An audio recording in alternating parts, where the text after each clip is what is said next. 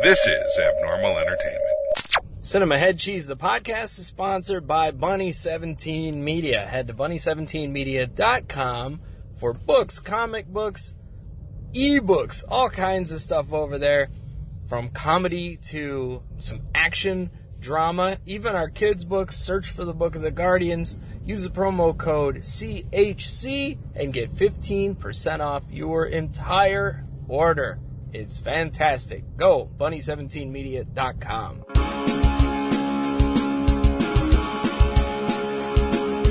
Freestyle, there's nothing better to do. Jeff, Kevin, Dave will do crappy movies on the tube. No one cares what they have to say, but that doesn't stop them anyway. They scream, please, please, please.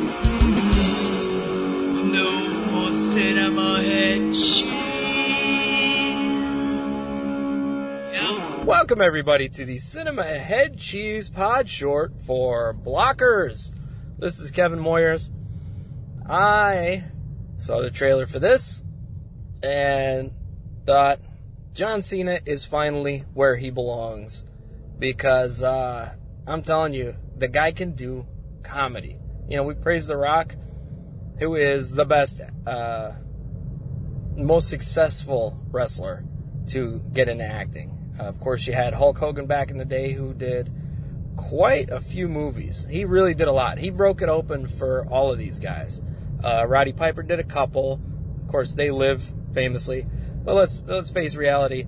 Rest in peace, Roddy. No offense, not the best actor. You know, They Live is a fun movie, and that's it. I never saw Hell Comes to Frogtown. Just didn't really know about it, honestly, until much later. To be honest, it never hit my radar. So I'm sure his acting ability is, just as good there. He was good in Always Sunny in Philadelphia in the few episodes he did there. So that's something. But he's still not a great actor. So, Hogan was it for the longest time. And, of course, you had Andre the Giant and Princess Bride, and I will talk about his documentary in another episode. You have, little moments, Paul White and The Big Show, Triple H, guys like that, who had popped into movies. And Cena's been in a couple that really didn't get a lot of play, because I've heard they're not good. I heard The Marine was terrible. But he had a good little comedy moment at the end of Daddy's Home. I know he's in part 2, haven't seen that yet. He's in, it was a Trainwreck, Amy Schumer's movie, and he was funny there. So this is the first time he has a big role. Now, I'm not ignoring Leslie Mann and Ike Barinholtz. Nobody needs to talk them up. We know they're great. And the trailer kind of makes it look like John Cena's movie in a way, but it's not really. It's more Leslie Mann's movie, and Cena and Barinholtz are her sidekicks, because she kicks it off. And, I mean, like, Judd Apatow is her husband, and he puts her in a lot of his movies, but she's funny on her own. She doesn't need him. Let's face that right now before anybody wants to get shitty about Leslie Mann. She's fucking funny and can lead a movie, and shows it here. And Ike Barinholtz is a great sidekick in anything he does. Whether it's he was in Friends from College, he played a great side character there. He was on Mindy Kaling's show, and I've seen bits and pieces, and he's funny there. And anything he's in, I mean, he was one of those Mad TV people that broke out, and there weren't many, to be honest. You got Key and Peele that came out of there most successfully. I'm going to put Jordan Peele, and I don't know. I mean, Jordan Peele has an Oscar now, if you want to measure success that way, but Keegan-Michael Key works constantly, so I'll keep the two of them level. But you want to look at Mad TV people, Ike Barinholtz is quietly right behind those two as far as having a successful career. I mean, Artie Lang has had his run with the Howard Stern Show, and he's on Crashing right now. And, he's had a lot of ups and downs in his personal life, but, he has, like, I think 3 books out that are bestsellers and stuff. So, we'll put Ike up there with Artie, those 2 guys. And, as far as just the rare people that have achieved success from Mad TV, because it's not like SNL, where, it's everybody from every season, minus 1 or 2. So, but he's perfect in his role in this movie. Now, even the kids are great. And I'm doing these on the road on my way to El Paso from Phoenix. So, I don't have IMDb handy as I usually do. But the girl that plays John Cena's daughter is excellent. She is easily one of the best parts of this movie. I laughed so much at everything on her screen. She did on screen. She's so damn funny. And Cena's wife in the movie as well. Again, I don't know the actress's name, but she's like powerful businesswoman, always on the Bluetooth, talking to people. So Cena's the house husband, stay-at-home dad, and but she's great too.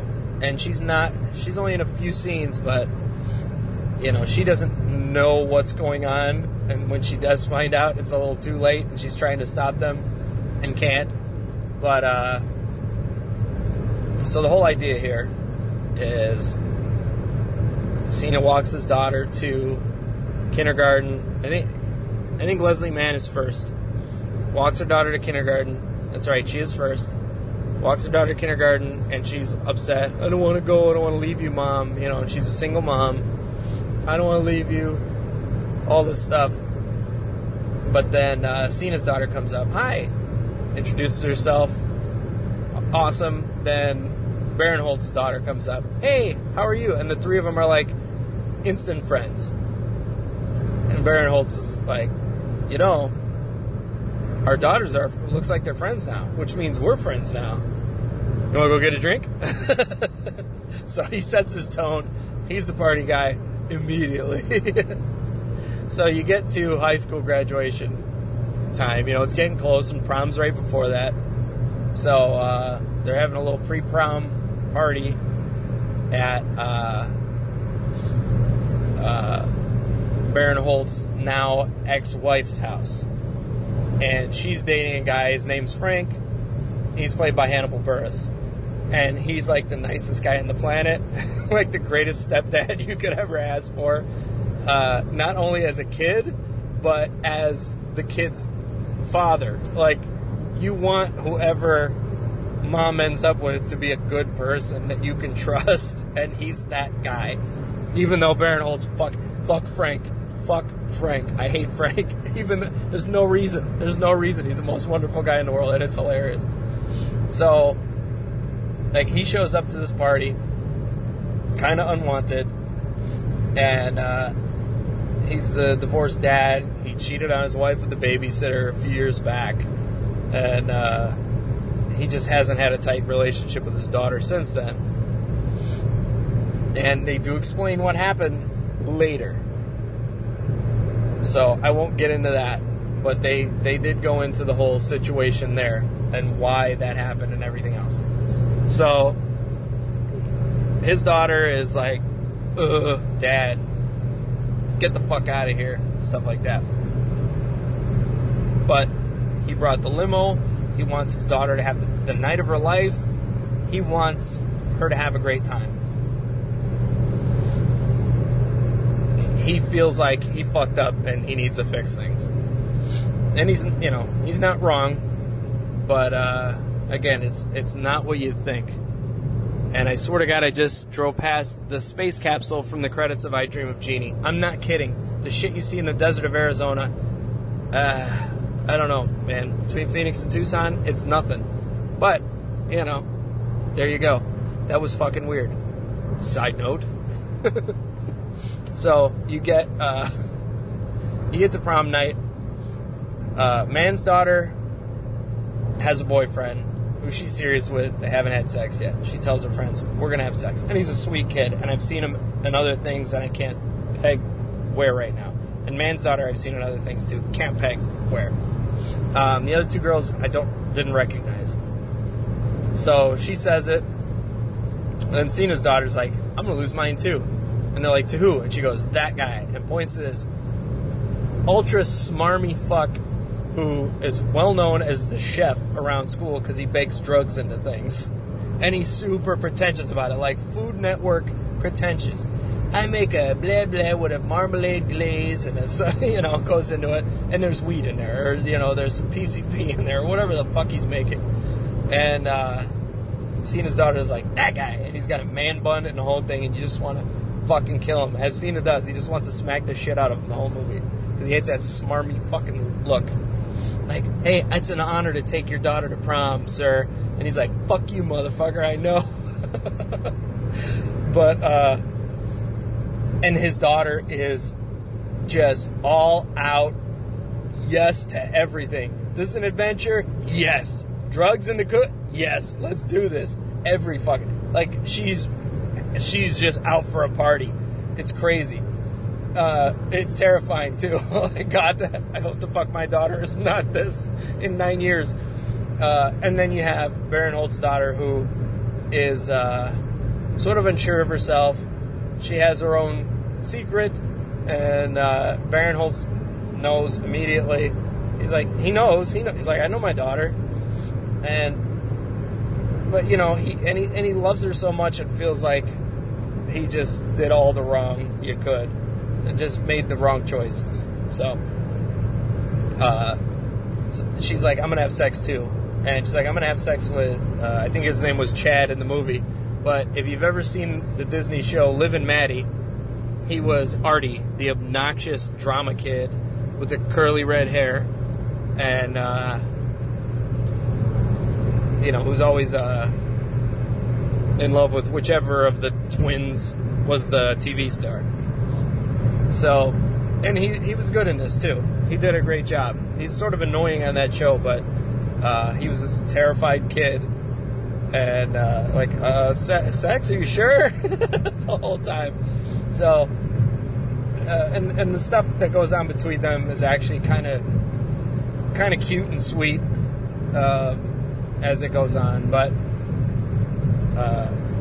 Mann's daughter has a laptop where her texts come up. And that's when she's hearing blink, blink, blink. Oh, my daughter left her shit on. So she and Cena were like, it wouldn't be bad if we looked. And they go to look, and they're seeing the sex pack thing. And Barinholtz comes in, and he's like, you can't look at that shit. You can't do it. And then he starts deciphering the emoji language that's going on. Figures out they have a sex pact. So what you're going into is a modern take, plain and simple, on American Pie. Except, now you're adding the parents trying to shut it down. So, and it does get to, now if you remember American Pie, it was 4 boys with a sex pact. They're planning to lose their virginity. This time around, you have 3 girls. And they do go into that double standard of, why is it cool for boys but not for girls to do this? You know what I mean? So I like that. I like that they took that on a little bit. But the whole movie, you see some of the adventures of the girls and their dates. But the movie really does focus on the parents. And Mann and Cena are all about it. Barinholtz is trying to stop them. And ends up in the car trying to stop Mann from driving away and keeping Cena out of the car, but of course Cena shoves him in the back seat like a brute, and they go. So he gets stopped and dragged along for the ride, and they end up on all kinds of crazy adventures. The butt funneling, which you see in the commercials. They end up at Mann's daughter's boyfriend. She's supposed to be at his house after prom, but it's not. They got a secret party going on somewhere else. And he has a very open relationship with his parents, who are Gary Cole and Gina Gershon. And they talk about sex, their sex lives. Like, the kid knows about the parents' sex lives, and they're very adventurous. Like, and there's some of that in the story, which is a little bit crazy, a little bit absurd. And they tell each other everything, so they're trying to get info from these guys. And you do get into some, American Pie era. There was a lot of that kind of gross out shit. Either had, shit break, shitting his brains out in the girl's room, or, the kid fucking the pie and stuff like that. You do get into a lot of that 90s gross out humor in this movie, which is kind of fun. And, we haven't seen in a long time, really. And so it's like, oh yeah, this can be funny, So, it works. It works in this movie, and it's a lot of fun. But anyway, I'm not going to get into too much else because, it spoils jokes if I get into that much of it. Anything that's outside of what you've seen in the ads, I want to, stay in that realm. But I recommend it. It's fun. If you miss those kind of 90s comedies, it has that. It has a little bit of a point to it without shoving it down your throat. It's just, reality, like realization moments from the parents, from the kids. And it's really a lot of fun. I had a good time with it. And looking at some of the comedies coming out right now, you have Super Troopers 2, which I will see. I was late to the party on that one. But that looks fun. You have I Feel Pretty with Amy Schumer and Rory Scovel, which looks like, I don't know, it looks like a throwback as well. It looks like something that would have come out and been a huge hit in 1982. So, I don't know. I'm just like, it's, as Dave Hayes would say, fatty fall down. That's all it is. And Amy Schumer would have been considered fat in 1982, but she's really not. She's like average size, and they're making it like a thing, I don't know. I just it doesn't look good to me. And I like Trainwreck. I thought it was a good movie.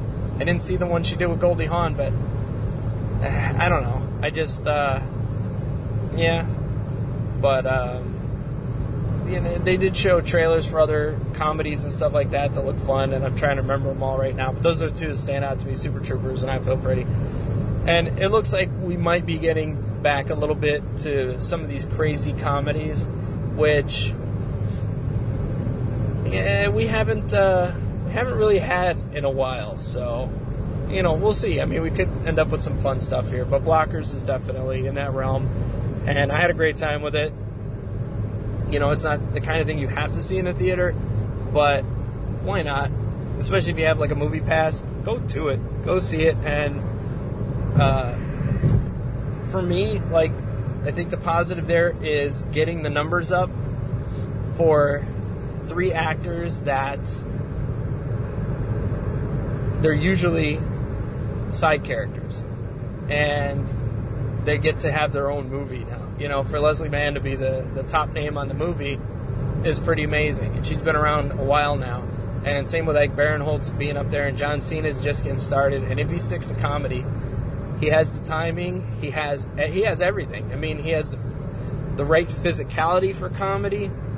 He has that almost a John Ritter-esque sort of thing to him. And, like I said about Barinholtz, I mean, that guy he can carry anything when it comes to comedy. I mean, he's a cartoon, and he's great at it, and Leslie Mann she sells everything beautifully, even the crazy moments she's a part of.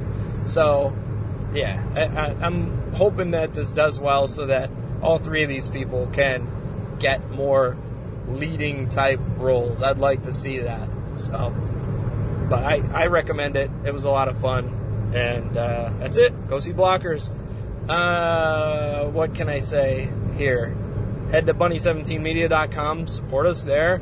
CHC gets you 15% off of anything you buy in the store there. Does not work in the Cafe Press store, by the way. I don't know how the hell to do that. But if I could, I would. I'm trying. I'm not the most savvy with all of that stuff, but I do my best. But anyway, go check all of that out. And Yeah, that's all I got right now. I'm going to do a bunch of these on my road trip, so we will see ya next time.